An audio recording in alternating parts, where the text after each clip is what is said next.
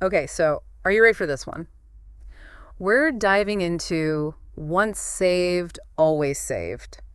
A concept that I think has probably crossed every Christian's mind at some point. Oh, absolutely. And it's a question that speaks to something so fundamental, that human need for security, especially when it comes to the big picture stuff, like what happens after we die. It's a big one, right? And this article you shared, it really gets into that, like how appealing this idea is knowing that once you've accepted Jesus, that's it. You're good. Eternal security guaranteed. Yeah, you can see why that's so comforting for people. We crave certainty, and this doctrine offers that, at least in this one really important area. But like the article points out, there's a whole other side to this. Oh, yeah, it gets complicated. I mean, on the one hand, you've got those verses about God's grace being enough, right? Like you're saved by faith, not by anything you do.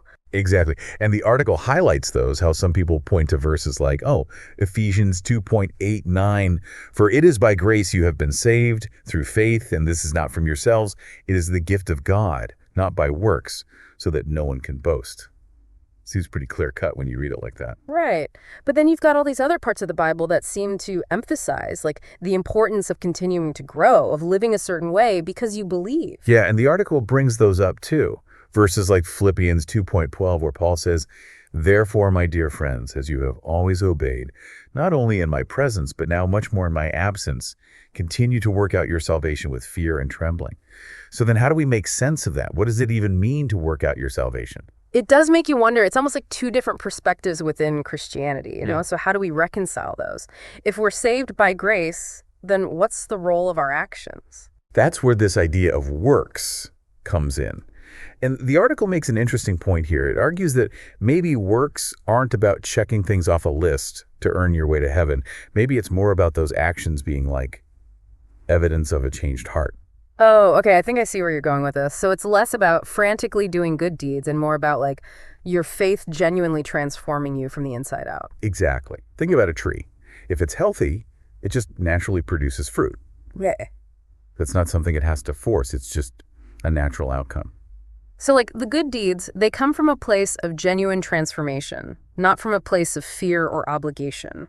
That's interesting. That's the idea the article is exploring, that maybe it's about the fruit that grows from the tree of faith. It's about authenticity. Okay, but what about that fear of messing up? You know, like if works aren't about earning your salvation, then does it even matter if someone lives a certain way after they've accepted Jesus? Right. And the article tackles that head on.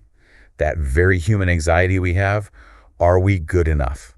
Have we done enough? This idea of once saved, always saved, it kind of eliminates that worry. Totally. Like, I can mess up, maybe even make some big mistakes, but it's okay.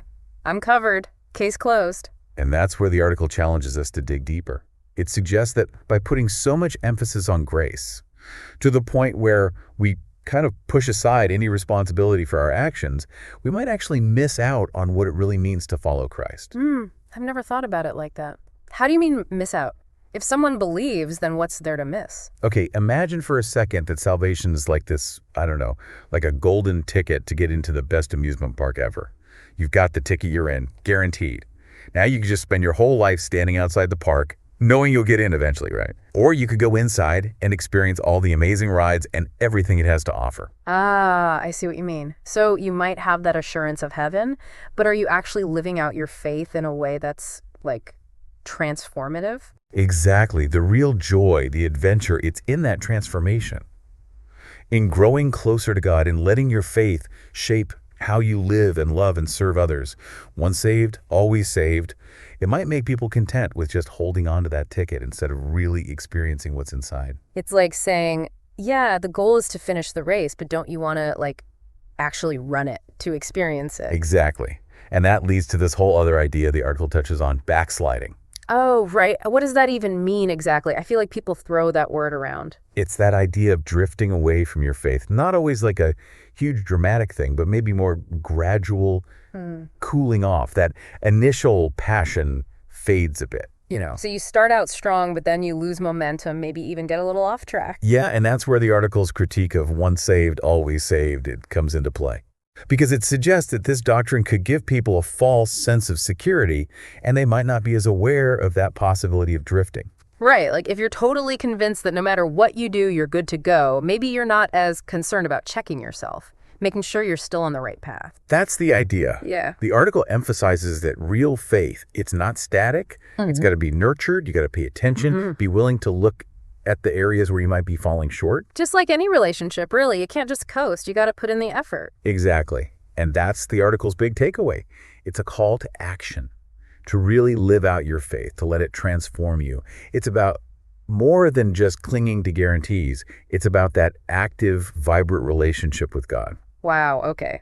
So we've covered a lot here. The appeal of once saved, always saved, those different biblical interpretations, even the potential downsides of feeling too secure. So where does this leave us? What's the takeaway for someone who's like really wrestling with all of this? Yeah, that's the million-dollar question, right? And the article doesn't pretend to have all the answers, but it does offer some really helpful ways to think about this. Like at its core, no matter what you believe about once saved, always saved, the heart of the Christian faith, it's about transformation. Right, it's about more than just like saying the right words or intellectually agreeing with a certain set of beliefs. Exactly. That has to go deeper than that. It's about allowing your faith to actually impact how you live, your relationships, how you handle challenges, how you spend your time and energy, everything. Yeah, it becomes a lifelong journey of growth and learning, leaning on grace along the way.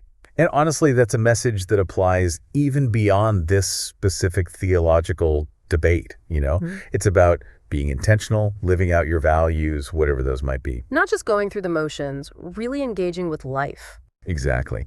And that brings us to, I think, one of the most thought-provoking questions from the article. What if we flip the scheme? Like, what if salvation was a guarantee?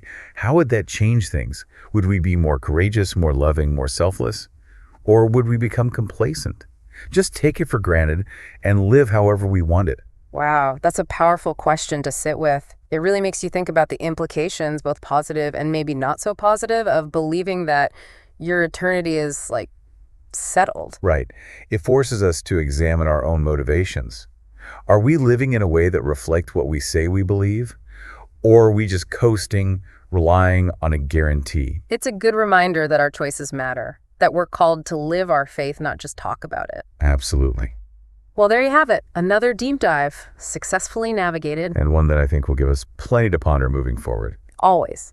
And for you listening, keep those questions coming. Keep digging deeper. You never know what you might discover. Until next time, keep exploring. Thank you for joining us today on Sermon Insights, where we delve deep into the messages that inspire and challenge us.